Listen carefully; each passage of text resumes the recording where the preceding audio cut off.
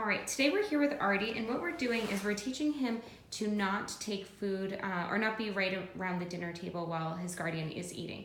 So what we did is we staged this situation by having her heat up a bowl of soup, so that way we are encouraging him to do what he would typically do. So we don't want to just pretend that she's eating. That way we actually heated up the food. We want to do something where that way it's more typical, it's nice and normal, and it will stimulate his smell receptors. Dogs like food in the order of smell, temperature, and then taste. So by warming up the food, we're also giving it a stronger odor, and it smells really yummy. That's nice, yummy chicken noodle soup. So what we want to do here is we're teaching him to use the invisible boundaries by using the escalating consequences. So he's not allowed to go on the carpet while there's food on the table or his guardian is eating. Now we did go ahead, good job. So anytime he puts his paws on the carpet, we're going to disagree with him. Now he can go wherever he wants as long as he's not on the carpet.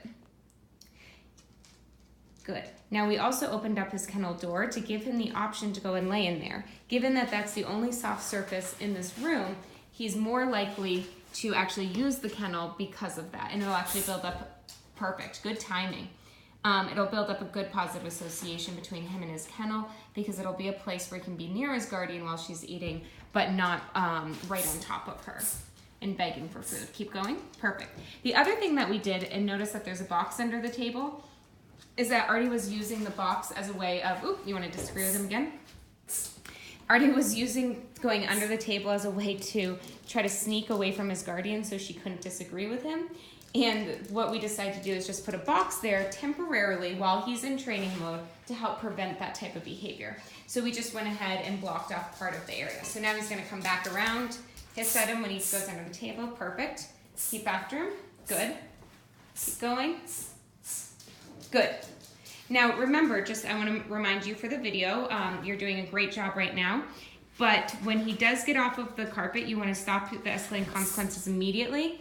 And then for the best results, the quicker you can disagree with him, the better. So if he even puts one paw on the carpet, hiss at him, and continue to use escalating consequences.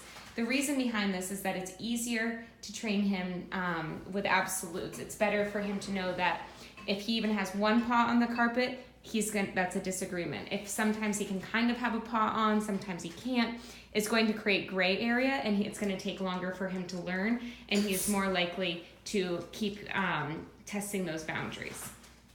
Now at first, this might lead to a lot of pretty long meals of letting your food get kind of cold and maybe even having to reheat it, but the longer you stick with this, the quicker he's going to be able to learn how to stay away from the table when there's food under it. And remember, dogs learn very well in context-dependent ways. It is easier for him to learn that when there's food on the table, he shouldn't be on the carpet in the dining room. It's harder for him to learn absolutely never be on this carpet. So that means that when you're not eating, he knows that he can come over and lay on the carpet. He knows that this is a place he could come and lay down and be comfortable.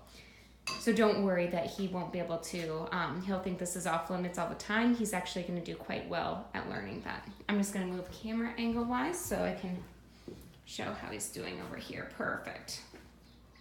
So go ahead and keep eating your food. We want this to be as realistic as possible. Now notice towards the beginning of the video how often we had to disagree with him while she was eating. But now that this invisible boundary is starting to be set, he's starting to be a lot more respectful. And this actually teaches him a lot more self-control. Careful. There you go. Good timing. Good job. This is going to teach him to have more self-control by teaching him that he can go anywhere in the home except for on this carpet at this time period. So it's going to teach him to use that self-control and kind of relax. Excellent.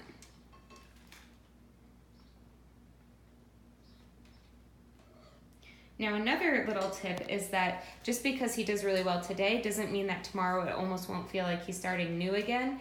It might take a couple of days to weeks for him to learn these boundaries, but once you stick with it, after a couple of days and weeks, he's only going to get better over time.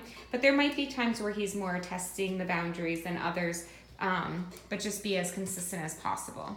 Consistency and good timing are going to be what fast tracks him to making the most progress. So the quicker you can disagree with him, perfect, that was perfect.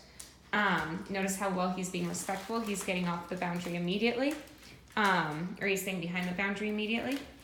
The other part is as he gets used to this new method, using the escalating consequences, if you hiss at him and he gets off of the boundary, you don't have to stand up. If he is not being respectful and you hiss and he still goes onto the carpet, then you want to stand up, and then if you have to move through the escalating consequences, hey buddy, cutie, and start walking towards him to teach him where the boundary is.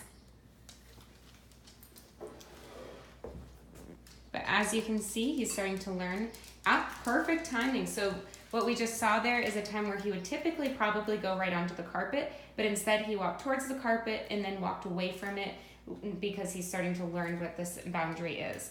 Remember that when you are setting invisible boundaries, perfect, good job. That when you are setting invisible boundaries, the dog has to learn what they are too. Just because we see this carpet as a whole unit doesn't mean that he does. So it's not wrong for him to go around the carpet and test different areas to go onto it. And you want to be consistent and patient with him. So you get to teach him where those boundaries are. It's unfair for us to expect that he'll know it automatically just because we told him a couple of times. So just expect that he might have to keep testing the boundaries in a learning process, and he's not trying to be stubborn or bad. So just have patience with him, and eventually he'll learn, and he's doing really wonderful. The guardian's able to be eating, and he's staying respectfully off of the carpet.